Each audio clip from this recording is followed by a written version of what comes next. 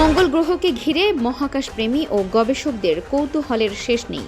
অতীতেও নাসার পাঠানো স্যাটেলাইট ছবি বিশ্লেষণ করে বিভিন্ন মুখরোচক দাবি উঠেছে, যার বেশিরভাগই বিজ্ঞানীদের ব্যাখ্যায় খণ্ডন করা হয়েছে। তবে মঙ্গল গ্রহের সিডোনিয়া অঞ্চলে অবস্থিত কিছু অদ্ভুত প্রাকৃতিক পাহাড়ি টিলাকে কেন্দ্র করে নতুন করে বিতর্ক শুরু হয়েছে। মঙ্গল গ্রহের কিছু শিলার গঠন মানুষের মুখের অবয়ব, পিরামিড ও প্রাচীন দালান কোঠার ধ্বংসাবশেষের মতো দেখা গেছে।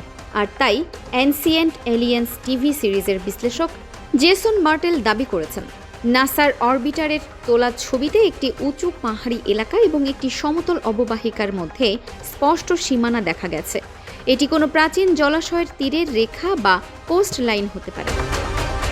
মার্টেলের দাবি, এই সীমানা ধরে রহস্যময় কাঠামোগুলোর বিন্যাস পৃথিবীর প্রাচীন ও আধুনিক উপকূলীয় শহরগুলোর গড়ে ওঠার ধারণার সঙ্গে মিলে যায়। তিনি তার ব্লগে এই তথাকথিত সিডোনিয়া বসতিকে Venice, Alexandria, Amsterdam, Singapore, Dubai ও ম্যানহাটনের মতো পানিকেন্দ্রিক শহরের সঙ্গে তুলনা করেছেন। তার মতে, মানুষের মুখ সদৃশ কাঠামোটি এমন স্থানে তৈরি করা হয়েছিল যেন তা থেকে পুরো জলাশয় ও পাশের শহর নজরদারি করা যায়।